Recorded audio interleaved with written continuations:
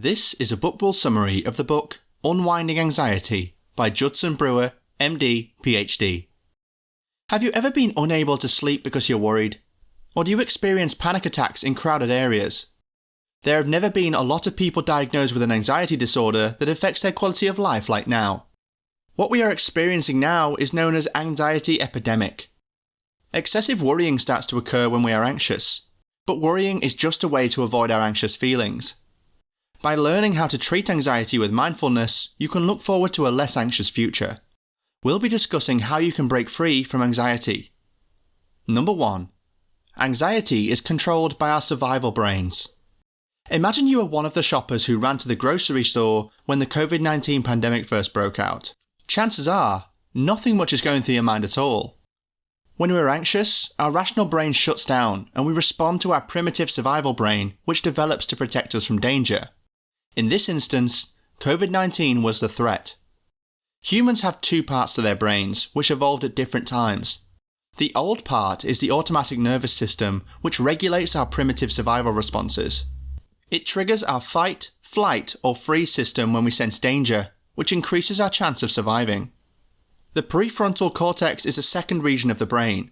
This part of the brain is responsible for planning, reasoning, and predicting. It enables us to find patterns and modify our actions according to past experiences. When the prefrontal cortex is unable to accurately forecast what will happen, anxiety begins to set in. That is the reason why the COVID-19 pandemic triggered the right storm for anxiety. Therefore, how can we learn to stop feeling anxious? People who've experienced a panic attack know that trying to talk or reason their way out of one is ineffective. To unravel our anxiety, we will have to learn how to reprogram our survival brain. Number 2. Anxiety and worry are addictive. What comes to your mind when you think of addiction? You probably thought of heroin addicts or gamblers who lose their savings on a bet. This stereotyped image of addiction makes it seem like a rare condition or something that only affects people in extreme circumstances. Think of the fact that you find it difficult to stop scrolling through social media, even when you have an assignment to do. Or the fact that you can't stop worrying, despite knowing that it only makes you anxious. Worry is also an addiction. It's a behaviour we can't stop indulging, even though it makes us more anxious and affects our well-being. Worrying provides a temporary escape from uncomfortable emotions just like any other addiction. Imagine you begin to feel anxious. You will feel uncomfortable and start worrying about it. Worrying only distracts you from the unpleasant feeling you felt initially. If your survival brain learns that worrying provides temporary relief, it will trigger worry whenever you're anxious. This will make worry a compulsive habit you have no control over. However, the problem is that worrying increases your level of anxiety, which in turn makes you worry even more. Number 3. Understanding the psychology of your destructive habits is key to breaking them. John had what appeared to be a drinking addiction. When he examined his addictive habit more closely, he discovered his drinking habit was being fueled by anxiety. He drank to temporarily experience numbness and distraction because he was anxious about his workload. He was stuck in a destructive cycle known as a habit loop.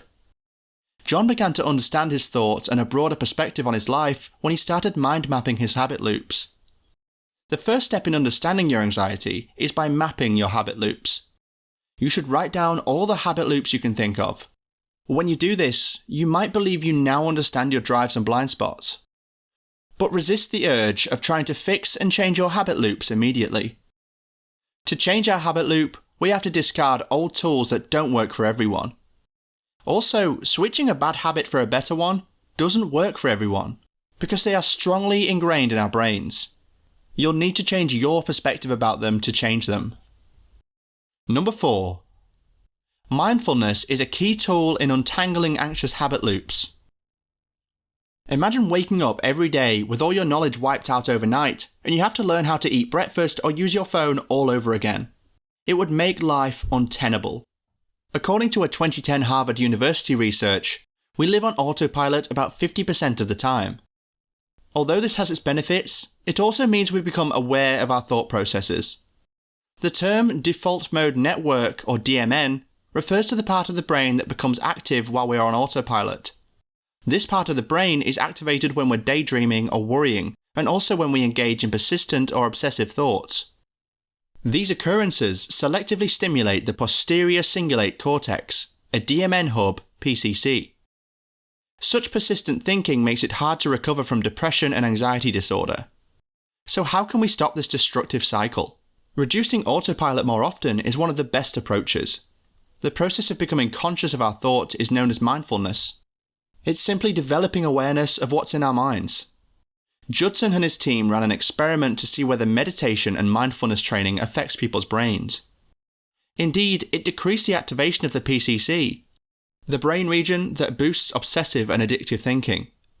Therefore, mindfulness training is a key tool in overcoming your habit loops and anxiety. Number 5. We can't change our habits without changing how we think about rewards. Imagine being given the option of eating either a slice of cream cake or a plate of broccoli. Your brain will probably be screaming at you to accept the cake. That's because the cake has more calories. The majority of us associate cake with enjoyment and celebration. The decision to choose broccoli over cake may be difficult as a result. The problem is that our brains frequently store outdated ideas about how rewarding behaviour is. However, when we practice mindfulness in our activities, we have the chance to determine what real rewards are present. Concentrating on the actual experience will likely show you that the rewarding behaviour isn't that enjoyable at the moment. If the brain discovers that behaviour isn't as rewarding as it thought, it will be less likely to want to engage in such behaviour. Remember, this isn't about trying to talk yourself out of doing something you enjoy. Instead, it involves observing the reality of the situation and realising that the enjoyment might have been illusory. Number 6. Cultivate a compassionate mindset. Concentrating on our habit loops can be uncomfortable. It can be more discouraging if you think you're not making progress. However, you might have had these habit loops for decades, so you can't expect them to disappear instantly. Most times, the critical loop will be activated as you try to unlearn your habits. Then you'll think to yourself, I'm such a loser, I can't change, or this is never going to work. And you become stuck in a cycle of hopelessness and self-flagellation that will keep you on autopilot survival mode. When you feel like that, practicing being less serious with yourself can be helpful. You could say to yourself, there goes my silly brain again.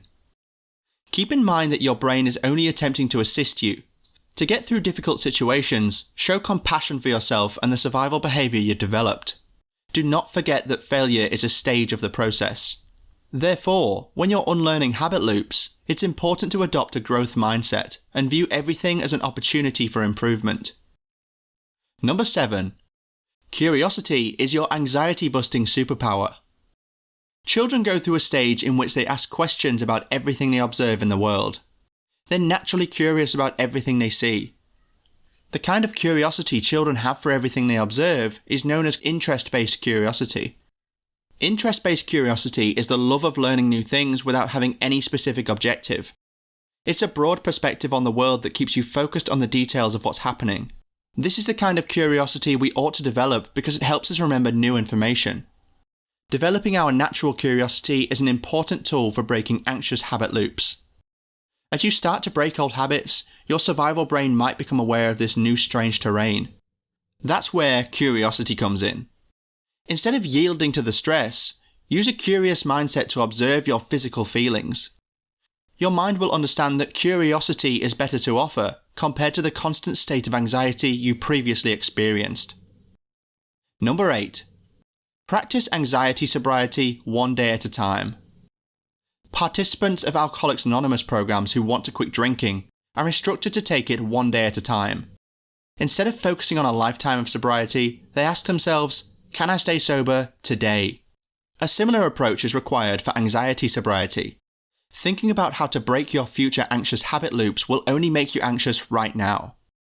So, whenever you start to get uncomfortable or wonder how you'll survive even one day, remind yourself that you've developed important tools to help you break difficult habits. You need to believe in your resilience and ability. Leaning into your current worry is the greatest course of action. This process can be explained using the RAIN approach. First, you recognize the difficult feelings that are developing. Then, you consciously accept them and allow them to exist. Next, you investigate the sensations and emotions that are developing in your body. And lastly, you observe yourself during this process and note what's going on. The RAIN approach helps your brain to leave its anxious and panicky state by utilizing your curiosity superpower. Breathing also helps you concentrate on your body, instead of trying to think your way out of the situation. Breathing slowly and deeply makes us feel relaxed at the moment. However, you've learned to recognize that hopelessness and self-criticism are just another survival mechanism. Instead of getting lost in the despondency cycle, you can bring in a better reward, like curiosity, kindness, or simply laughing at yourself. Do you now have the ability to ask questions about your feelings and sensations? Good. Your anxiety sobriety has begun. What's your most important key takeaway? Please comment down below and share the video if you like it. Thank you, and until next time.